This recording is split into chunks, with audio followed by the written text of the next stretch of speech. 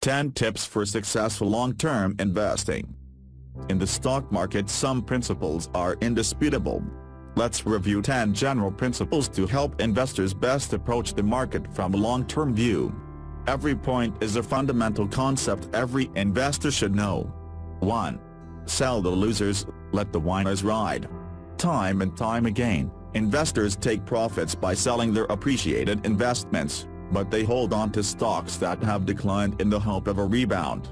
If an investor doesn't know when it's time to let go of hopeless stocks, he or she can, in the worst-case scenario, see the stock sink to the point where it is essentially worthless.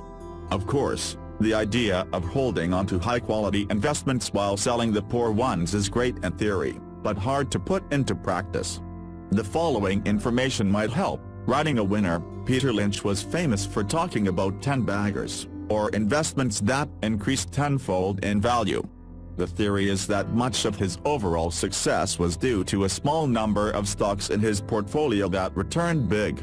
If you have a personal policy to sell after a stock has increased by a certain multiple, say 3, for instance, you may never fully ride out a winner. No one in the history of investing with the sell after I have tripled my money mentality has ever had a 10-bagger. Don't underestimate a stock that is performing well by sticking to some rigid personal rule. If you don't have a good understanding of the potential of your investments, your personal rules may end up being arbitrary and too limiting. See also, pick stocks like Peter Lynch. Selling a loser, there is no guarantee that a stock will rebound after a protracted decline. While it's important not to underestimate good stocks, it's equally important to be realistic about investments that are performing badly. Recognizing your losers is hard because it's also an acknowledgement of your mistake.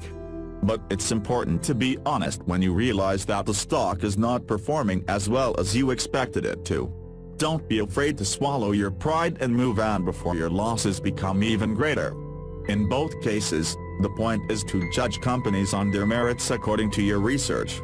In each situation, you still have to decide whether a price justifies future potential. Just remember not to let your fears limit your returns or inflate your losses. 2. Don't chase a hot tip. Whether the tip comes from your brother, your neighbor or even your broker, you shouldn't accept it true. When you make an investment, it's important you know the reasons for doing so. Do your own research and analysis of any company before you even consider investing your hard-earned money. Relying on a tidbit of information from someone else is not taking the easy way out, it's also a type of gambling.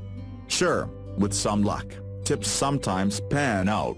But they will never make you an informed investor, which is what you need to be successful in the long run. 3. Don't sweat the small stuff. Don't panic when your investments experience short-term movements. When tracking the activities of your investments, you should look at the big picture. Remember to be confident in the quality of your investments rather than nervous about the inevitable volatility of the short term. Also, don't overemphasize the few cents difference you might save from using a limit versus market order.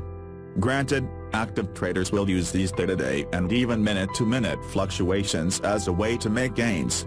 But the gains of a long-term investor come from a completely different market movement, the one that occurs over many years. So keep your focus on developing your overall investment philosophy by educating yourself. 4. Don't overemphasize the P/E ratio. Investors often place too much importance on the price-earnings ratio, P/E ratio. Because it is one key tool among many, using only this ratio to make buy or sell decisions is dangerous and ill-advised. The P/E ratio must be interpreted within a context, and it should be used in conjunction with other analytical processes. So, a low P/E ratio doesn't necessarily mean a security is undervalued, nor does a high P/E ratio necessarily mean a company is overvalued. 5. Resist the lure of penny stocks. A common misconception is that there is less to lose in buying a low-priced stock. But whether you buy a $5 stock that plunges to $0 or a $75 stock that does the same, either way you've lost 100% of your initial investment.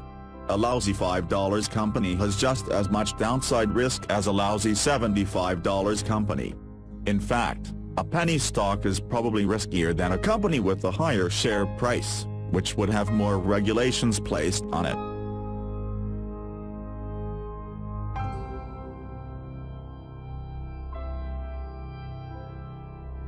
Six. Pick a strategy and stick with it. Different people use different methods to pick stocks and fulfill investing goals. There are many ways to be successful and no one strategy is inherently better than any other. However, once you find your style, stick with it. An investor who flounders between different stock-picking strategies will probably experience the worst rather than the best of each. Constantly switching strategies effectively makes you a market timer, and this is definitely territory most investors should avoid. Take Warren Buffett's actions during the dot-com boom of the late 90s as an example. Buffett's value-oriented strategy had worked for him for decades, and, despite criticism from the media, it prevented him from getting sucked into tech startups that eventually crashed. 7. Focus on the future. The tough part about investing is that we are trying to make informed decisions based on things that have yet to happen. It's important to keep in mind that even though we use past data as an indication of things to come, it's what happens in the future that matters most. A quote from Peter Lynch's book, One Up on Wall Street, 1990, about his experience with Subaru demonstrates this: "If I'd bothered to ask myself, how can this stock go any higher? I would have never bought Subaru after it already went up 20-fold. But I checked the fundamentals, realized that Subaru was still cheap, bought the stock, and made 7-fold after that." The point is to base a decision on future potential rather than on what has already happened in the past. 8. Adopt a long-term perspective. Large short-term profits can often entice those who are new to the market. But adopting a long-term horizon and dismissing the get in, get out and make a killing mentality is essential for any investor. This doesn't mean that it's impossible to make money by actively trading in the short term. But, as we already mentioned, investing and trading are very different ways of making gains from the market. Trading involves very different risks that buy and hold investors don't experience. As such, active trading requires certain specialized skills. Neither investing style is necessarily better than the other, both have their pros and cons. But active trading can be wrong for someone without the appropriate time, financial resources, education and desire. 9. Be open-minded.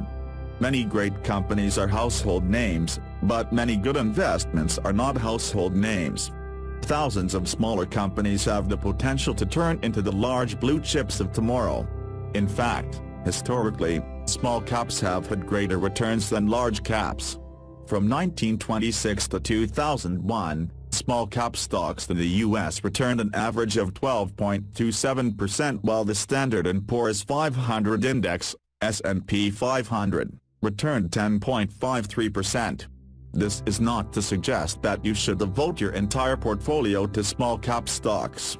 Rather, understand that there are many great companies beyond those in the Dow Jones Industrial Average, and that by neglecting all these lesser-known companies, you could also be neglecting some of the biggest gains. 10. Be concerned about taxes, but don't worry. Putting taxes above all else is a dangerous strategy, as it can often cause investors to make poor, misguided decisions. Yes, tax implications are important, but they are a secondary concern. The primary goals in investing are to grow and secure your money.